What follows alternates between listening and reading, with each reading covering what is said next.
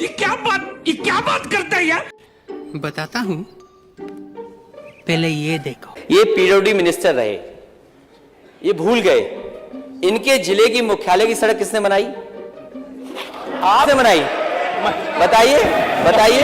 अध्यक्ष जी, मैं आप कृपया करके आपस में डिबेट नहीं करें। कृपया करके नेता प्रतिपक्ष पूर्व मुख्यमंत्री जी को ये बता दीजिए। नहीं, मुझे मजाक नहीं उड़वाना अपनी चीज का, मैं नहीं बताऊंगा। ये 5 साल सत्ता में नहीं रहे, आगे 5 साल के लिए फिर विदा हो चुके हैं। 2027 में चुनाव आएगा, मैं तो यह मानता हूं कि फिर कमल खिलेगा, फिर आपका अभी कोई भविष्य इस समय नहीं है। बोलने दे, तकलीफ हुआ है बेचारे को, बोल। हाँ। लेकिन सड़क किसने बनाई है, एक्सप्रेस किसने बनाया है, मेट्रो किसने बनाई है? जैसे लगता है आपने सैफई की जमीन बेच करके ये सब बनवा दिया है। राजा जी, अरे रुको जरा, सब्र करो। चलो भाई देखो अब मैं क्या करता हूँ। तुमने घर के तुम अपने पिताजी से पैसा लाते हो बनाने के लिए? तुमने राशन बांटा है तो पिताजी ने क्या बात है?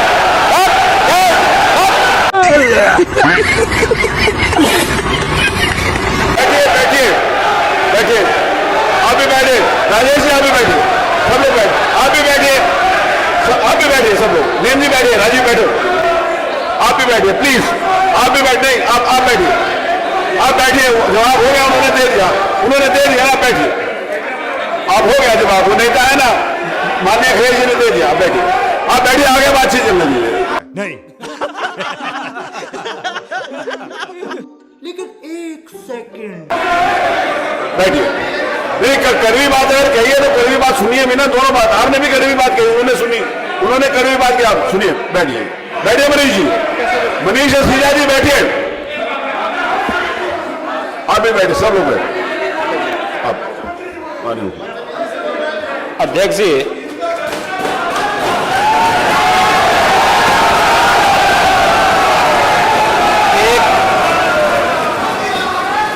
एक घंटे से अधिक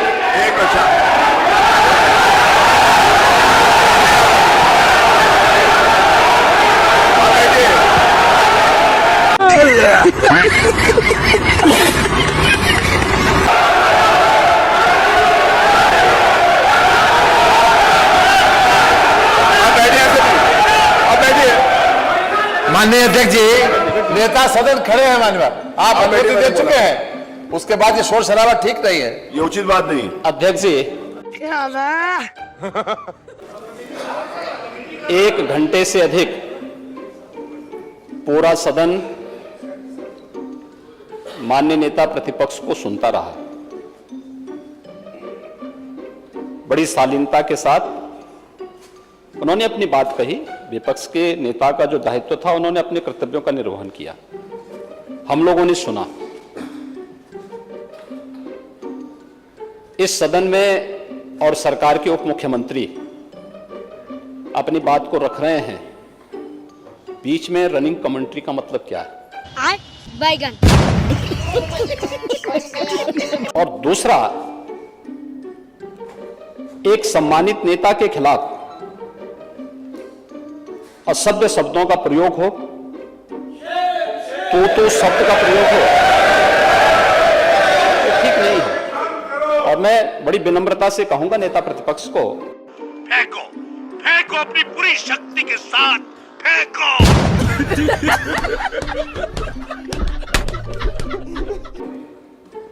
कि आपको इतना उत्तेजित नहीं होना चाहिए। देखिए, सफाई की बात नहीं कर रहा हूं मैं, सवाल सफाई का नहीं है। देखिए, हम लोग भी जो विकास कार्य करा रहे हैं, या आपकी सरकार के समय जो विकास कार्य हुए होंगे, ये हमारी ड्यूटी थी। सरकार होती है और हर सरकार को अपनी उपलब्धि को कहने का अधिकार है। माननीय उप मुख्यमंत्री जी ने बिल्कुल सही कहा कि विकास, आपने कहा, आप विकास की जब चर्चा हुई तो उन्होंने जो बातें कही बिल्कुल ठीक ढंग से की थी। आपके यहां के दूसरे नेता या जब माननीय उप मुख्यमंत्री का यहां पर भाषण संपन्न होता, उसके बाद अपनी बात आप लोग कह सकते थे। अच्छा, हमको सिखा रिया है।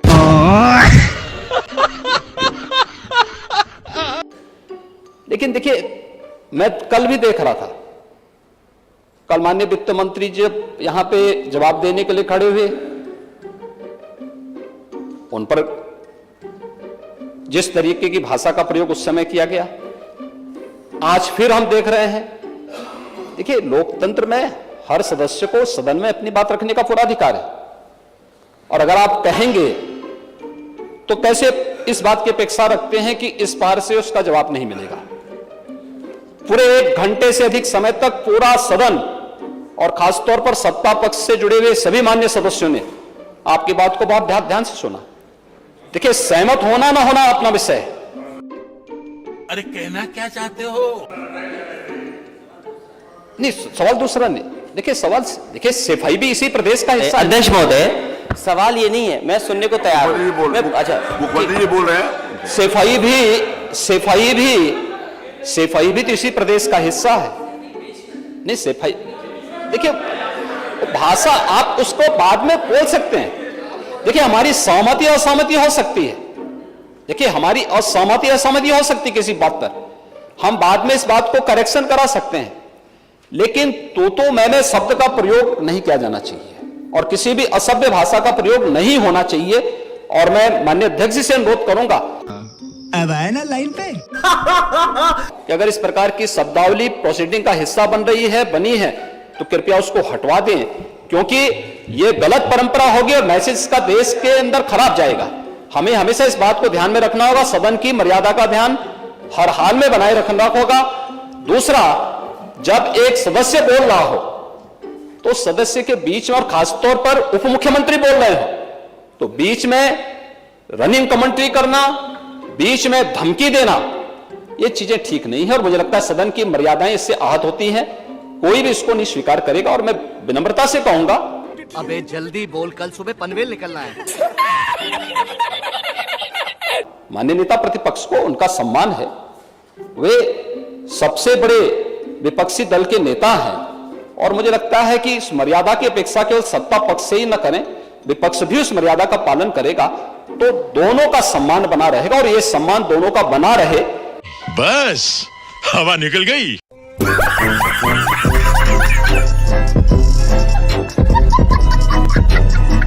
Ha ha ha!